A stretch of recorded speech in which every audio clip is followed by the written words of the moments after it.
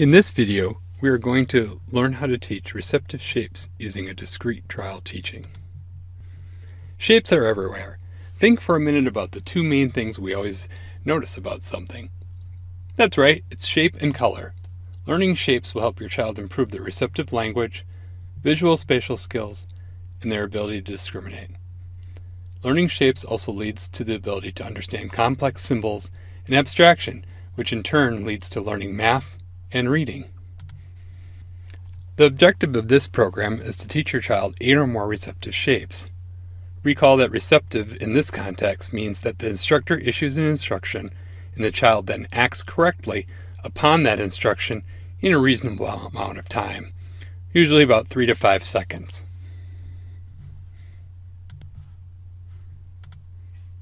Before you begin teaching receptive shapes to your child, be sure that they can identify at least 15 receptive labels and match at least 10 shape cards. To learn more about these shape programs, watch the videos on receptive labels and matching. To start this program, you will need at least 10 shape cards on 3x5 index cards. I highly recommend using the printable shape cards available on our website as they meet all the required criteria. If you do use other shape cards, I would recommend black silhouettes on white cards. Later in this video, we will talk about other stimuli cards you may need to use if your child has difficulty with the recommended stimuli, as well as alternative stimuli that you will want to use to generalize your child's understanding of shapes. For the first item, we have selected square. When selecting our first target, we want it to be as visually distinct and have a unique sound to make the discrimination as easy as possible. We would also like to select targets that will be as easy to say as possible for the time when we teach our child expressive shapes. I would note, however, that none of the shapes are really that easy to say, and I'd really recommend doing another expressive identification program first, such as expressive labels or expressive colors, before that you start expressive shapes. The discriminative stimulus, or SD for our example, is touch shape. In this example, it's going to be touch square. We can use other SDs such as give shape, or just say shape, for example, square, and the child hands us the square, but the desired SD is touch. For a child who has difficulty discriminating language, removing the command from the SD is beneficial, since it makes each item sound far more distinct than when the word touch precedes each shape. The negative, of course, is that you failed to teach the actual instruction, and this can lead to confusion as to what to do with the information. For example, if you say square, what is the child really supposed to do with that information? If you say touch square, give square, or say square, it's clear what the expectation is. Otherwise, the child is only going to know what to do by the context that the program is presented in, and this definitely can hinder generalization. The response should match the SD. In this example, it's touch. Our prompt fade sequence is hand over hand to physical assistance to position prompting to pointing. The preferred prompt method for this program is pointing. To learn more about the types of prompts and how to fade them, watch our video on prompting. To start, gather your required materials and reinforcers and call the child over to the table. Place the target card on the table or floor and present the SD touch square. In this example, we're using an immediate prompt. It is very important in the early learning teaching phase that you always prompt the first response when something is new, even if you think the child will do it on their own. Research has shown that when a child fails the first time they are attempting to learn a new task, it may take up to 10 times longer to learn that task if they do fail. If we can always eliminate the possibility of a failure on each new item, imagine how much faster your child's program could go. In this example, we are using a pointing prompt, which was enough of a prompt to ensure a correct response. The child has responded to the pointing prompt. If the child had not responded to the pointing prompt, we would use a more intrusive prompt, such as physical assistance. The child has responded, and we immediately deliver our social reinforcement. Good job!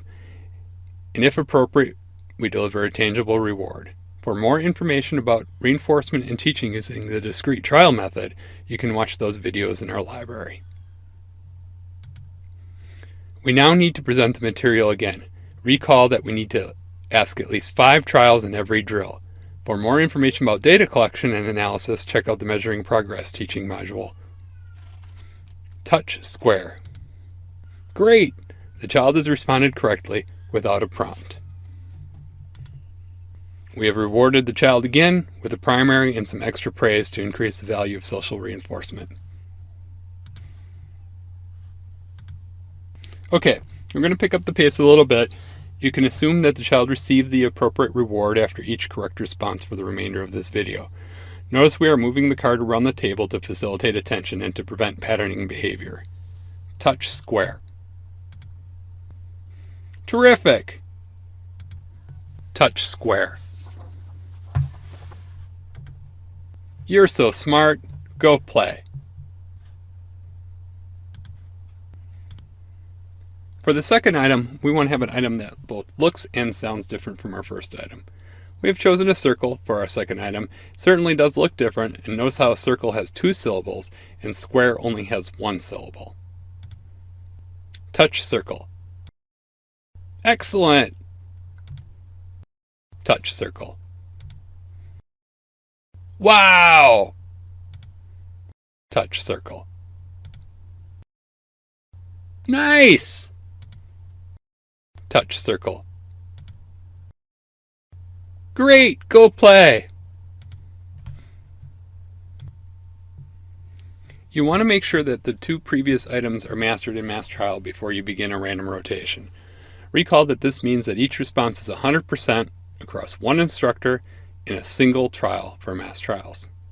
Our data so far shows that our student has achieved item mastery in mass trial with both the square and the circle. We are now ready to begin teaching random rotation. To begin random rotation, again gather your materials and supplies and call the child over. Everything stays the same with the exception that both items will now be presented together. Since this is a new step, we are going to use a position prompt to guarantee a success. Touch circle. Way to go! We are now following a prompted trial with an unprompted trial to facilitate learning. Touch circle. Excellent! We're now going to do the same thing for square. We choose to do circle first due to the recency effect. Recall that this is where the child will have a tendency to select the most recent item taught. This can be used to our advantage to speed up teaching. Touch square. I knew you could do it! Again, we are going to follow a prompted trial with an unprompted trial to facilitate learning. Touch square. Stellar! Let's finish up the random rotation. Touch circle. Fantastic! Touch square. Looking good. Touch circle. You're amazing! We're now ready to introduce our third item. We have selected triangle for our example, and again notice how triangle is visually different, and this is a 3-syllable word. Using the same procedure as before, we're going to mass trial triangle until 100%. Here we're just going to show you a single trial in the middle where prompting does not occur. Touch triangle. Excellent! With our data so far, you can see that a random rotation of circle and square, it took 3 separate trials. Highlighted in green are master criteria accomplished when you see 2 different instructors get above 80% across 2 consecutive trials. You can also see that it did take 2 separate drills to master triangle in a mass trial. We are now going to rotate square, circle, and triangle so that we can master out triangle. If triangle doesn't master out quickly, we'll want to be sure to review circle and square in a separate drill without the triangle to keep the response strong. To begin, we're going to place all 3 items in the field. This is our target field size for this program and for all receptive programs. Touch triangle. Why are we asking for triangle first? Think about it for a moment. Yes, that's right, the recency effect. You're amazing! Touch square. Bravo! Touch circle. Bingo! Touch triangle. Try again. Our student has made an error. We need to immediately re-ask the same question. We're not going to prompt yet, although you may want to prompt with your student if you think they have gotten confused or if they need help. Touch triangle. That's it! Great work. Go play. At this point, we'll want to continue to repeat the mass trialing sequence and random rotation steps until all the desired items have been mastered. Earlier, we talked about different SDs or instructions you could use, whether it's selecting a different initial SD because it's easier for your child, or you are generalizing the response. You should at some point teach touch, point, give, go get, and maybe even a fun one like stomp on. You also want to generalize the shapes to both three-dimensional shapes, like those from a shape sorter, and different types of shape pictures. You can also generalize by playing shape games around the house and in the car, like a shape scavenger hunt, or do you see the shape? For more on generalization, be sure to watch our generalization videos. Here are some alternative stimuli. On the left, we have a large shape cut out of construction paper. I tend to use these for children who aren't as good with small items or fine motor movements. On the right, we have some outline shapes. These tend to be good for generalization work.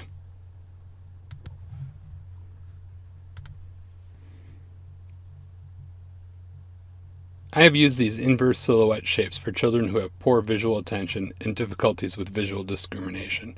A good indicator that this would be an effective strategy is a child whose eyes dart around a lot and they never seem to look at one spot very long. This brings us to a few more tips. We already mentioned some alternative SDs and stimuli. I just wanted to mention a very small portion of children I've worked with over the 2 decades I've been teaching. Those who are mostly hands-on learners have learned their shapes through stenciling. You can learn more about this program in our drawing video. The most popular troubleshooting method, though, is called the matching transfer procedure. In the matching transfer procedure, we use the same technique as the matching program with a couple of twists. First, we use the SD put with shape instead of put with same.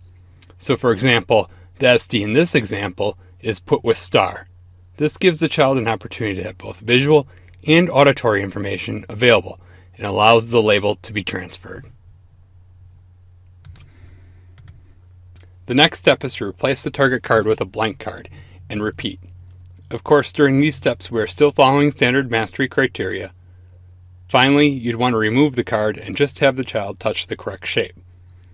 For some children, we have had to systematically make the card smaller and smaller and smaller to remove it. Also, for a few kids, we had to fade the image by slowly eliminating a light shape traced in pencil on the card and then slowly erasing it. That brings us to the end of teaching receptive shapes. Remember to teach at least 8 shapes, preferably in the range of 10 to 15. And next you'll either want to teach receptive colors or expressive shapes. You'll also want to check out those videos and take a look at the supplemental material for prerequisites and details on how to teach those programs. Thank you for watching. I'm James Milan for AutismGurus.com, helping your child become a star.